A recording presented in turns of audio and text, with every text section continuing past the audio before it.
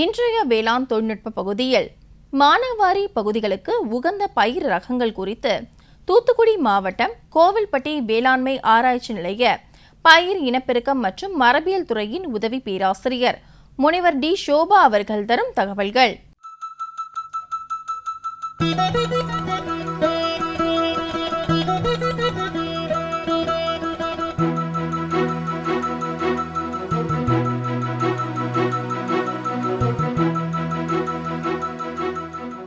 அனைத்து விவசாய பெருமக்களுக்கும் வணக்கம். நான் டாக்டர் ஷோபா, வேளாண்மை ஆராய்ச்சி நிலையம் கோவில்பட்டியில் பயிர் மரபியலில் உதவி பேராசிரியராக பணிபுரிந்து வருகின்றேன். இன்றைக்கு நான் இந்த பயிர் ரகங்கள், மானாவாரிக்கு உகந்த பயிர் ரகங்கள் மற்றும் பயிர்களை பற்றி, அதன் முக்கியத்துவத்தை பற்றி பேசப் போகின்றேன். குறிப்பாக மானாவாரி பகுதிகளுக்கு உகந்த பயிர் ரகங்களாக சோள பயிர் ரகங்கள் மற்றும் பருத்தி, மிளகாய் மற்றும் சிறுதானிய பயிர்கள், அதாவது குதிரைவாலி, சாமை, பனிவரகு, ராகி மற்றும் எண்ணெய் வித்துக்கள் சொன்னோன்னா நம்ம சூரியகாந்தி, எள்ளு மற்றும் சாஃப்ளவர் போன்ற பயிர் ரகங்கள் நமக்கு நம்மளுடைய ஆராய்ச்சி நிலையத்திலிருந்து அறிமுகம் செய்யப்பட்டு வருகின்றோம். குறிப்பாக பார்த்திங்கன்னா மொத்தமாக 60 பயிர் ரகங்கள் இந்த குறிப்பிட்ட இந்த பயிர்களில் நாம் அறிமுகம் செய்திருக்கின்றோம். குறிப்பாக இந்த பயிர் ரகங்கள் மொத்தம் 60 பயிர் ரகங்கள் நாம் அறிமுகப்படுத்தி இருந்தாலும் இதனுடைய விதை சங்கிலி உற்பத்தி, குறிப்பாக சீட் ப்ரொடக்ஷன் செயின் அப்படின்னு சொல்லுவாங்க. விதை சங்கிலி உற்பத்தியில் அதாவது வல்லுநர் விதை, ஆதார விதை, சான்று விதை, அதுக்கப்புறம் பார்த்திங்கன்னா உண்மை நிலை விதை, இந்த விதை உற்பத்தியில் இருக்கக்கூடிய பயிர்கள் அப்படின்னு பார்த்திங்கன்னா சோள பயிர்களை நம்ம சொல்லலாம். குறிப்பாக சோள பயிர்களில் எங்களுடைய ஆராய்ச்சி நிலையத்திலிருந்து K13 இப்போ 2023ஆம் ஆண்டு வெளியிட்டிருக்கின்றோம். இந்த K13 ரகத்தை தவிர K12 ரகம் 2015ஆம் ஆண்டு வெளியிட்டிருக்கின்றோம். K8 என்ற ரகம் 1989ஆம் ஆண்டு வெளியிட்டிருக்கின்றோம். இந்த 3 ரகங்களும் இந்த விதை உற்பத்தி சங்கிலியில் இருக்கின்றன.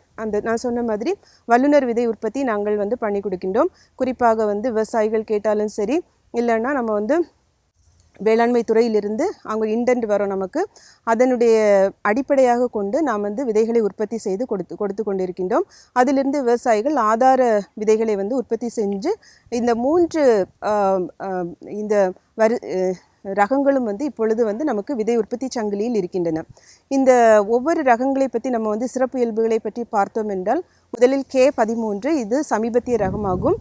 இந்த ரகம் பார்த்திங்கன்னா நல்ல உயரமாக வளரக்கூடியது. உயரமாக வளரக்கூடியதுன்னு சொல்லும்போது நமக்கு தீவன பயிராகவும் பயன்படுத்தலாம், தானிய பயிராகவும் பயன்படுத்தலாம். தீவன பயிர் அப்படின்னு சொல்லிட்டோன்னா கிட்டத்தட்ட ஒரு 11 டன்னு, ஒரு ஹெக்டேருக்கு 11 டன்னு நமக்கு மகசூல் இந்த கால்நடைகளுக்கு உணவாக பயன்படுகிறது. அந்த தட்டை சொல்லுவோம். தானிய பயிராக எடுத்துட்டோம் அப்படின்னு பார்த்தீங்கன்னா சுமார் 2.5 டன்கள் ஒரு ஹெக்டேருக்கு மகசூல் தரவல்லது. அது மட்டும் இல்லாமல் இது நல்ல வறட்சியை தாங்கி வளரக்கூடிய ஒரு ரகம். ஏன்னா இது ஒரு சமீபத்திய ரகம், பல்வேறு ஆராய்ச்சிகளின் பல்வேறு கட்ட முயற்சிகளின் விளைவாக வெளியிடப்பட்ட ரகம் எங்களுடைய பயிர் மரபியல் வல்லுநர்களால் வெளியிடப்பட்டிருக்கின்றது. எனவே இந்த மானாவாரி பகுதி விவசாயிகளுக்கு பயன்பெறும் வகையில் நல்ல வறட்சியை தாங்கி வளரக்கூடிய ரகமாகவும் இருக்கின்றது. அது மட்டுமல்லாமல் அந்த பூச்சி தாக்குதல், குறிப்பாக தண்டு ஈ, தண்டு துளைப்பான் ஆகிய பூச்சி தாக்குதலுக்கு ஒரு நல்ல எதிர்ப்பு திறன் உள்ள ரகமாக இருக்கின்றது. அது மட்டும் இல்லாமல் இதனுடைய செடி உயரம் நன்றாக இருக்கிறதுனால நல்ல தீவன மகசூல நமக்கு கிடைக்கின்றது. அது மட்டும் இல்லாமல் அந்த கதிரினுடைய நீளத்தை பார்த்தால் மத்திம கதிர் நீளம், குறிப்பாக ஒரு 30 சென்டிமீட்டர் கதிர் நீளத்தை கொண்டு இந்த ரகம் விளங்குகின்றது. அது மட்டும் இல்லாமல் இந்த ரகத்திற்கு முன்னதாக நமக்கு வெளியிடப்பட்ட K12 ரகமும் இப்பொழுது இந்த விதை உற்பத்தியில் இருக்கின்றது. இந்த K12 ரகத்தை பொறுத்த வரைக்கும் இதே மாதிரி தான் நமக்கு தீவன பயிராகவும் பயன்படுத்திக்கலாம், தானிய பயிராகவும் பயன்படுத்திக்கலாம். மகசூலும் கிட்டத்தட்ட K13 விட ஒரு சிறிதளவு கொஞ்சம் குறைவாக காணப்பட்டாலும் கிட்டத்தட்ட அதுவும் ஒரு கிட்டத்தட்ட K13க்கு ஒரு சமநிலை கொண்டே நமக்கு அது உற்பத்தியை கொடுக்கின்றது. குறிப்பாக தீவன மகசூலை பார்த்தோம்னா கிட்டத்தட்ட ஒரு 11.9 டன்கள் வரைக்கும், தானிய மகசூலை பொறுத்த வரைக்கும் 3 டன்கள் ஒரு ஹெக்டேருக்கு கொடுக்க வல்லது.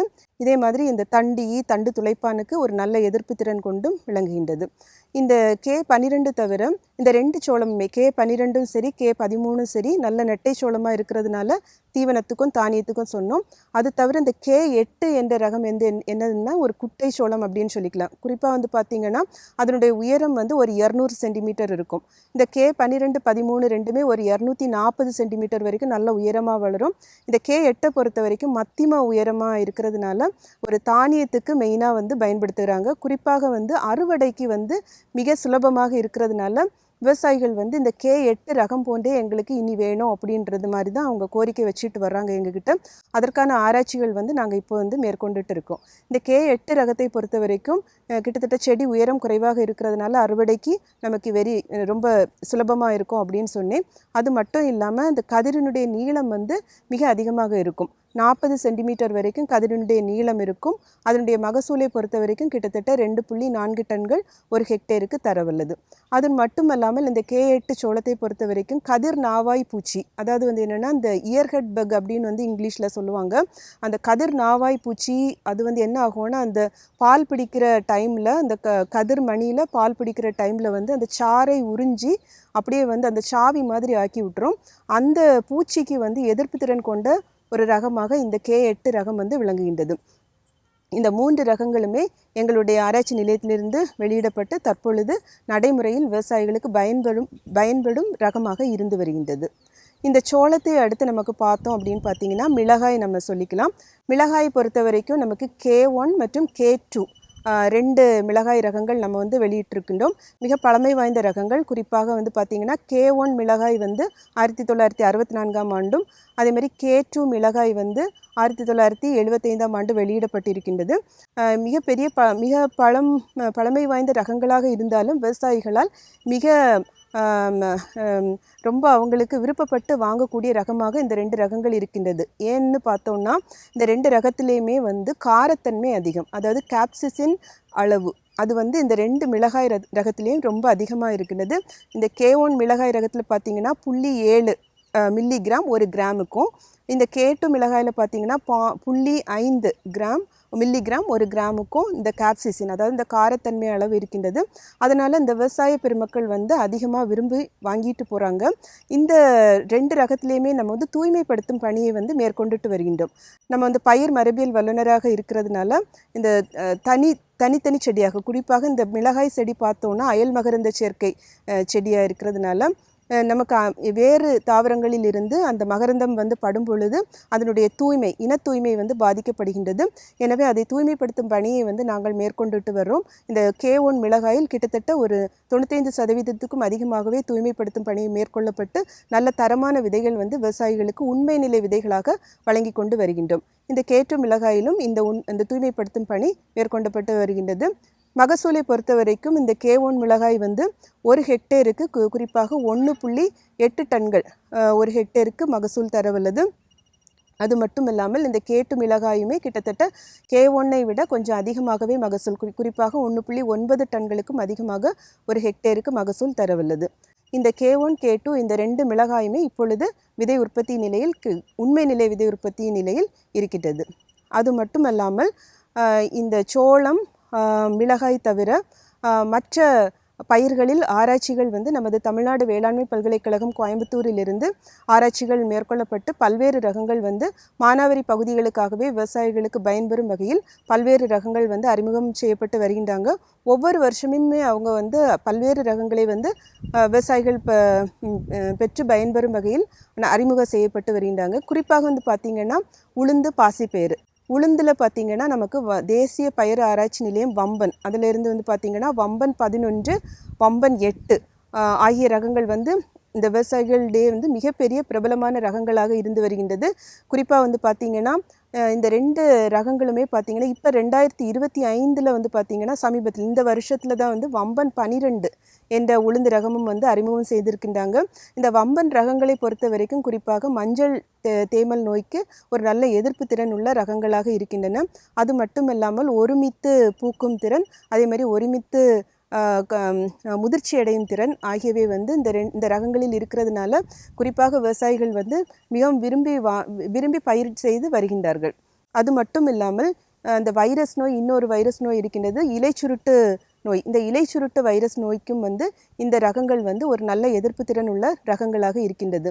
இப்போ சமீபத்திய ரகம் வந்து இந்த வம்பன் 12, ஏன்னா வம்பன் 11 வந்து பார்த்தீங்கன்னா 2020 வெளியிட்டிருப்பாங்க. வம்பன் 8 பொறுத்த வரைக்கும் 2016ஆம் ஆண்டு வெளியிடப்பட்ட ரகம். இப்போ சமீபத்திய ரகம் வந்து நான் சொன்ன மாதிரி வம்பன் 12 2025 இப்போ தான் நம்ம வந்து வெளியிட்டிருக்காங்க. அந்த ரகத்தினுடைய சிறப்பியல்புகளை பார்த்தீங்கன்னா நீளமான காய்கள் வந்து இருக்கும். குறிப்பாக வந்து நம்ம உளுந்தில் பார்த்தோம்னா 5 சென்டிமீட்டர் கிட்டத்தட்ட அந்த காயினுடைய நீளம் வந்து 5 சென்டிமீட்டர் இருக்கும். ஆனால் இந்த வம்பன் 12 ரகத்தை பொறுத்த வரைக்கும் 6 சென்டிமீட்டர் இருக்கும். அதனால் ஒரு காயில் மட்டுமே பார்த்தீங்கன்னா 9 விதைகள் இருக்கும். அப்படின்னு சொல்லும்போது நமக்கு மகசூல் வந்து கிட்டத்தட்ட ஒரு 900 கிலோ ஒரு ஹெக்டேருக்கு நமக்கு தரவில் ஒரு ரகமாக இருக்கின்றது.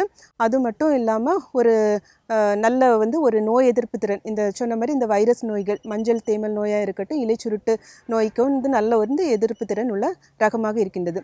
எனவே விவசாயிகள் வந்து இந்த ரகங்கள் வேணும்னா இந்த தேசிய பயிர் ஆராய்ச்சி நிலையம் வம்பனை தொடர்பு கொண்டு பெற்று மானாவாரி பகுதிகளில் விளைவித்து நல்ல பயன்களை பெற முடியும். அடுத்ததாக நம்ம வந்து பார்த்திங்கன்னா உளுந்தை தவிர இந்த மானாவாரி பகுதிகளுக்கு மக்காச்சோளத்தை பொறுத்த வரைக்கும் தானிய பயிர்த்துறை நமது வேளாண்மை பல்கலைக்கழகம் கோயம்புத்தூரில் இருந்து பல்வேறு வீரிய ஓட்டு ரகங்களை வந்து அறிமுகம் செஞ்சுட்டு வர்றோம். அந்த வீரிய ஓட்டு ரகங்கள் வந்து பார்த்திங்கன்னா குறிப்பாக வந்து இப்போ 2025ஆம் ஆண்டு கோஹெச்எம் 12, அதாவது கோயம்புத்தூர் ஹைப்ரிட் மெய்ஸ் அப்படின்னு சொல்லுவாங்க, வீரிய ஒட்டு மக்காச்சோளம். அந்த வந்து கோஹெச்எம் 12 என்ற வீரிய ஒட்டு ரகத்தை வந்து இந்த 2025ஆம் ஆண்டு வெளியிட்டிருக்கின்றாங்க. நமக்கு மக்காச்சோளம்னாலே எல்லாமே தெரியும், படைப்புழு தான் நமக்கு ஒரு பெரிய அச்சுறுத்தல் தரக்கூடிய ஒரு பெரிய ஒரு பூச்சி தாக்குதல் அப்படின்னு சொல்லிக்கலாம். கிட்டத்தட்ட நல்ல மகசூல் இழப்பு வந்து இந்த படைப்புழு தாக்குதலினால் வந்து அதிகமாக இருக்கின்றது இந்த மக்காச்சோள பயிரில். இந்த படைப்புழு தாக்குதலுக்கு ஒரு நல்ல ஒரு எதிர்ப்பு திறன், ஒரு மிதமான எதிர்ப்பு திறன் வந்து இந்த கோஹெச்எம் 12 என்ற வீரிய ஓட்டு ரகத்தில் இருக்கின்றது. இந்த வீரிய ஓட்டு ரகத்தை பொறுத்த வரைக்கும் மானாவாரி பகுதிகளுக்காகவே நமக்கு வந்து அவர்கள் வந்து எவ்வளவு மகசூலை தரும் என்று அவர்கள் கொடுத்திருக்காங்க அப்படின்னு பார்த்தீங்கன்னா கிட்டத்தட்ட 6.5 டன்கள் ஒரு ஹெக்டேருக்கு தரும் என்று அவர்கள் கணித்திருக்கின்றார்கள். அது மட்டும் இல்லாமல் நல்ல பொதுவாகவே நோய் எதிர்ப்பு திறன், பூச்சி எதிர்ப்பு திறன், மற்ற பொதுவாகவே நல்ல ஒரு எதிர்ப்பு திறன் கொண்டு இந்த கோஹெச்எம் 12 என்ற மக்காச்சோள ரகம் விளங்குகின்றது. அது மட்டும் இல்லாமல் இந்த கோஹெச்எம் 12 வீரிய ஓட்டு ரகத்திற்கு முன்பாக கோஹெச்எம் 8, கோஹெச்எம் 10, கோஹெச்எம் 11 ஆகிய வீரிய ஓட்டு ரகங்களும் வெளியிட்டிருக்கின்றார்கள். விவசாயிகள் இந்த விதைகள் வேண்டுமென்றால் தானிய பயிர்த்துறை நமது வேளாண்மை பல்கலைக்கழகத்தை அணுகி விதைகளை பெற்று பயன்பெற்று கொள்ளலாம். அடுத்ததாக நம்ம வந்து பார்த்தோன்னா உளுந்து பற்றி சொன்னேன், இந்த மக்காச்சோளமும் சொன்னேன். பாசிப்பயிருமே வந்து பார்த்திங்கன்னா குறிப்பாக வந்து 2023ஆம் ஆண்டு நமக்கு வந்து வம்பன் 7 என்ற பாசிப்பயிரை வந்து அறிமுகம் செஞ்சுருக்காங்க. அதே இந்த தேசிய பயிர் ஆராய்ச்சி நிலையத்திலிருந்து நமக்கு வம்பனிலிருந்து வெளியிட்டிருக்கின்றாங்க.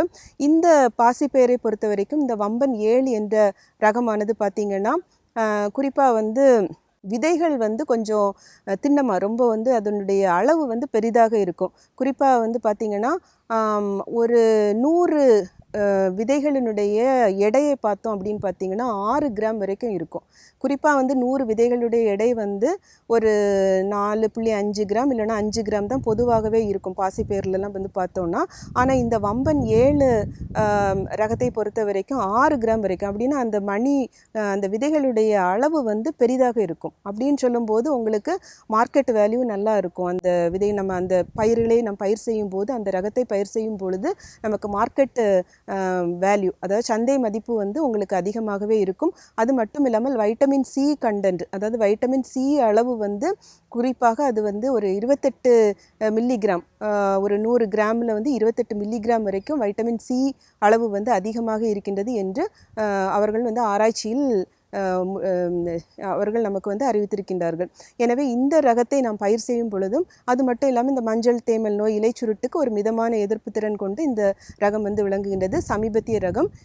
இதனுடைய விதைகள் வேண்டுமென்றாலும் நீங்கள் வந்து இந்த தேசிய பயிர் ஆராய்ச்சி நிலையம் வம்பனை தொடர்பு கொண்டு நீங்கள் பெற்று பயன்பெற்று கொள்ளலாம். அடுத்ததாக நம்ம வந்து பார்த்தோன்னா சூரியகாந்தி.